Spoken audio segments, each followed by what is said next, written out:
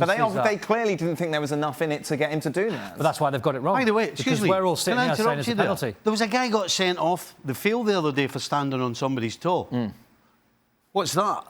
It's the same thing. Yeah, Gragoviak saying. I mean, you've got to... It was a more or less carbon copy of the Dutch, when David Alaba made a foul in the Holland game. Yeah. It was more or less different. Is it just because of where it was on the pitch? Yeah, but I still think high-end officials, and especially the referee, should be saying... Sorry, the VAR guy should be saying to the referee, go and check the monitor. Right. Because I'm 99.9% sure if the referee takes his time, he goes to the monitor, he sees it in real time, he sees it in slow motion, like all of us, we are seeing a foul. Yeah. Archie Rhind-Tutt is with us, of course, look ahead to Germany this weekend. But Archie, as you're here, let's talk Jadon Sancho. Not good enough to play in this scintillating England attack.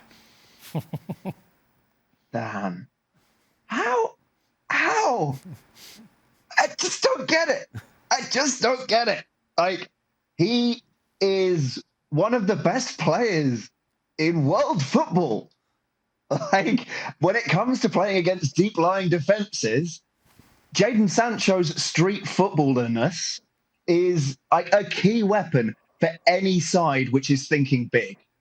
But are England thinking big enough right now? Right. That was a conservative pick from Gareth Southgate. The way that they approached that game, they gave Scotland a lot of respect, which mentally, sure. But in terms of the game plan, you have to attack far more than they did. And Jadon Sancho, I see what Gareth Southgate is thinking when, if you're playing long balls over the top, that's not Jadon Sancho's game. Sure, he is quick, but he's not the sort of guy who's going to latch on and get in behind and just go for goal. He's weird in the sense that he always prefers to try and dribble past his opponent. And so when he sees a bunch of bodies in front of him, his eyes light up. He's like, brilliant, challenge. Let me try and find my way through. And for him to have been fit for this tournament and not seen a single minute, who does he come in for, though, Archie? Stunned. Who do you replace him with? Sterling or Foden? Right. Take your pick. Really? Yeah, out of sight, out of mind, Don, is that what it is? I can't. Because he's in Germany? It shouldn't be. I mean, listen, we all watch a lot of football, and Archie's right. He's one of the best in the world.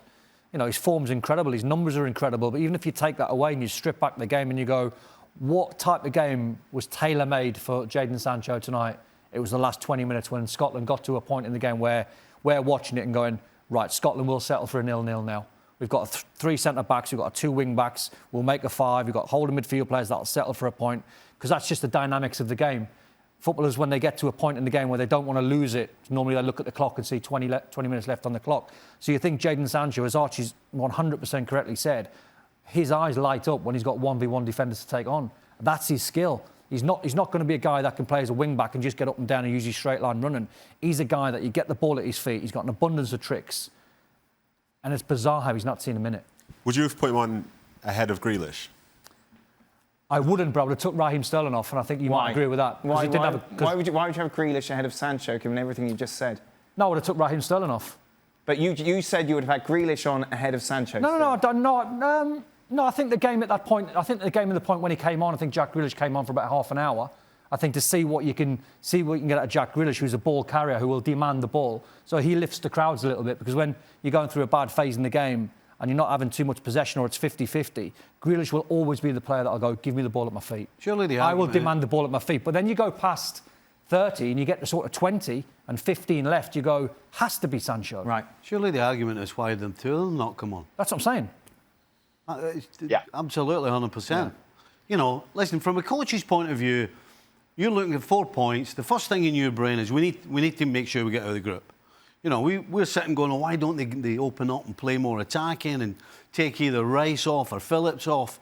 But if you're the coach, it's like, if we get a point out of this, worst case scenario, we're through. Yeah. So from a coach's point of view, you don't want to upset that part. But as far as the front three, 100%, when you've got that much ability at your disposal and you sit on it for that length of time, I'm sorry, you're making a mistake.